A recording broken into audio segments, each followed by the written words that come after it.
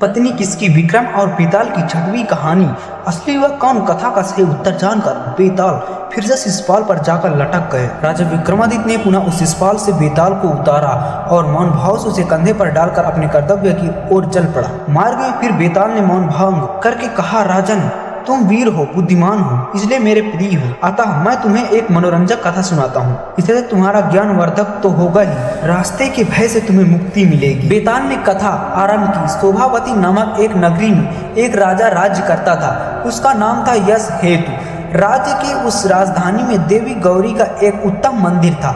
मंदिर से दक्षिण में गौरी तीर्थ नामक एक सरोवर था। वहाँ प्रतिवर्ष आषाढ़ शुक्ल चतुर्दशी को एक मेला लगता था। भिन्न भिन्न दिशाओं से बड़े बड़े लोग वहाँ स्नान करने आया करते थे। एक बार की तिथि को ब्रह्मा स्थल नाम के एक गांव का धवल नामक एक युवक धोबी कहाँ स्नान करने आया। उस तीर्थ में स्नान करने हेतु आई हुई शुद्ध पट की पुत्री मदन सुंदरी को उसने देखा और उसके रूप सौंदर्य पर मोहित हो गया। घर लौटकर वह बेचैन रहने लगा। उसने खाना पानी भी छोड़ दिया। उसकी माँ ने उसके बेचैन रहने का कारण पूछा तो धवल ने अपने मन की बात अपनी माँ को बताई।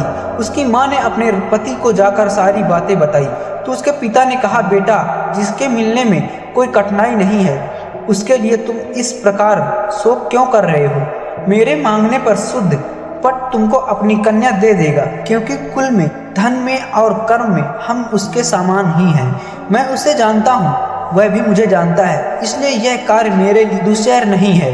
इस तरह बेटे को बुझाकर उसने खाने पीने के लिए राजी कर लिया। दूसरे दिन उसका पिता विमल उसे लेकर शुद्धपट के पास पहुंचा। वहां जाकर उसने अपने बेटे के लिए उसकी कन्या मांगी। उसके पिता ने आदर पूर्वक उसके लिए वचन दिया। अगले दिन विवाह का लग्न निश्चित करके उसने अपनी कन्या का विवाह धवल के साथ कर दिया, जिस पर वह आसक्त हो गया था। ऐसी सुंदरी से विवाह करके सफल मनोरथ होकर धवल उस स्त्री सहित पिता के घर लौट आया।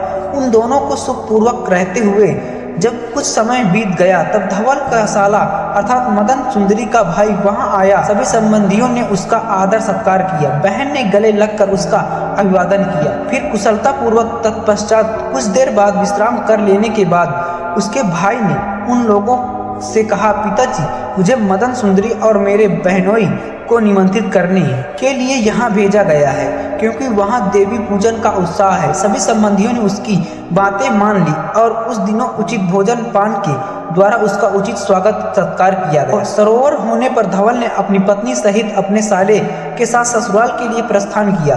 शोभावती नामक की उस नगरी के निकट पहुंचकर धवल ने गौरी का विशाल मंदिर देखा। उसने अपने साले और पत्नी से श्रद्धा पूर्वक कहा, आओ हम लोग माता गौरी के दर्शन कर लें। यह सुनकर साले ने उसे रोकते हुए कहा, नहीं जीजा जी, अभी नहीं, अभी तो हम सब खाली हाथ है। पहले माता गौरी के लिए कुछ भेंट लाएंगे, तत्पश्चात ही दर्शन करेंगे। तब मैं स्वयं अकेला ही जाता हूँ, तुम यही ठहरो, क्योंकि देवताओं को भेंट किया अपेक्षा भक्त के श्रद्धा और विश्वास की अधिक अपेक्षा रहती है। ऐसा कहकर धवल अकेला ही देवी दर्शन के लिए चला गया। मंदिर में जाकर उसने श्रद्धा पूर्वक देवी के नमन किया। फिर उसने सोचा, लोग विधि प्राणियों की बलि देकर इस देवी को प्रसन्न करते हैं, मैं सिद्धि पाने के लिए अपनी ही बलि देकर इन्हें क्यों न प्रसन्न करूं। ऐसा सोचकर वह मंदिर के एकांत गर्भगृह के तलवार लेकर आया, जिसे किसी यात्री ने पहले ही देवी को अर्पित किया था। मंदिर में लटकते हुए घंटे की जंजीर से उसने अपने केसों द्वारा अपने सिर को बांध दिया और तलवार से अपना सिर काटकर देवी को अर्पित कर दिया। गर्दन काटते ही वह भूमि पर आ गिरा। जब वह बहुत देर तक नहीं लौटा तो देखने के लिए उसका साला उस देवी के मंदिर में गया। मस्तक कटे अपने बहनोई को देखकर वह घबरा गया और उसी तरह उसने भी उस तलवार से अपना सिर काट डाला। जब वह भी लौटकर नहीं आया तब मदन सुंदरी का मन बहुत विकल हो गया और वह भी देवी मंदिर में गई। अंदर जाकर जब उसने अपने पति और भाई का वह हाल देखा तो शोककुल को वह भूमि पर गिर पड़ी और हाय हाय, यह क्या हुआ, मैं मारी गई कहती हुई विलाप करने लगी। इस प्रकार अचानक ही उन दोनों की मृत्यु पर शोक करती हुई वह कुछ पल बाद उठ खड़ी हुई और सोचने लगी कि अब मुझे भी जीवित रहकर क्या करना है। अब तब शरीर त्याग के लिए उघार वह सत्य स्तुति करने लगी। हे देवी, तुम सौभाग्य और अस्तित्व के अधिष्ठात्री हो। तुम अपने पति शिव के अर्ध शरीर में निवास करती हो। तुम संसार की सभी स्त्रियों की शरणदायिनी हो। तुम खो का नाश करने वाली हो। फिर तुमने मेरे पति और भाई को मुझसे क्यों छीन लिया? मैं तो सदा तुम्हारी ही भक्ति करती रही हूँ। मेरे पति, तुम्हारा यह कार्य उचित नहीं है। माँ, मैं तुम्हारी शरण में आई हूँ, अतः तुम मेरी प्रार्थना सुनो। दुर्भाग्य से लुटे हुए इस शरीर का अब मैं त्याग करती हूँ। अगले जन्म में मैं जब भी जहाँ भी जन्म लूँ, पति व भाई के रूप में मुझे यही दोनों प्राप्त हो। इस प्रकार पूर्वक देवी से निवेदन करके उसने उन्हें पुनः प्रणाम किया और द्वारा अशोक वृक्ष पर एक फंदा तैयार किया। फंदे को फैलाकर ज्यों ही उसने अपने गले में डाला, त्यों ही आकाशवाणी हुई, बेटी, ऐसा दुस्साहस मत करो। अल्प वयस्क का होकर भी तुमने जो इतना साहस दिखलाया है, उससे मैं प्रसन्न हूँ। फंदा हटा दो। तुम अपने पति और भाई के शरीरों पर उन्हें सिर जोड़ दो। मेरे वर से यह दोनों जीवित हो जाएंगे। यह सुनकर मदन सुंदरी प्रसन्नता से अधीर हो गई। उसने अपने गले से फंदा निकाल दिया और घबराहट में बिना विचारे उसने पति का सिर भाई के शरीर पर और भाई का सिर पति के धड़ पर जोड़ दिया। तब देवी के वरदान से वे दोनों जीवित हो उठे। उनके शरीर में कहीं काटने फटने के निशान भी नहीं थे, लेकिन सिरों के बदल जाने से उनके शरीरों में संस्कार होता आ गई थी। अंतर उन दोनों ने एक दूसरे को अपनी अपनी कथा सुनाकर प्रसन्नता प्राप्त। उन्होंने भगवती गौरी को प्रणाम किया और फिर तीनों अपने स्थानों की ओर चल पड़े।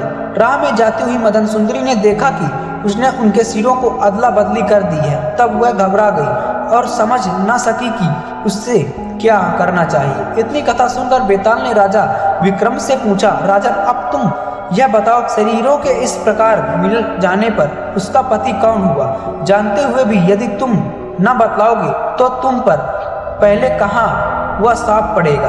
तब बेताल के इस प्रश्न का उत्तर विक्रमादित्य ने इस प्रकार दिया, हे बेताल, उन दोनों में से शरीर पर उसके पति का सिर था, वही उसका पति है, क्योंकि सिर की अंगों में प्रधान है और उसी से मनुष्य की पहचान होती है। राजा के इस प्रकार सही उत्तर देने पर बेताल उसके कंधे से उतरकर चुपचाप चला गया। राजा फिर अपनी उत्तर देने की भूल स्वीकार करते हुए पुनः उसे पाने के लिए सिंहपाश वृक्ष की ओर चल पड़ा। राजा विक्रमादित्य बेताल को लाने के लिए पुनः सिंहपाश वृक्ष के नीचे पहुंच गया। उसने बेताल को उतारकर अपने कंधे पर डाला और चलना शुरू किया।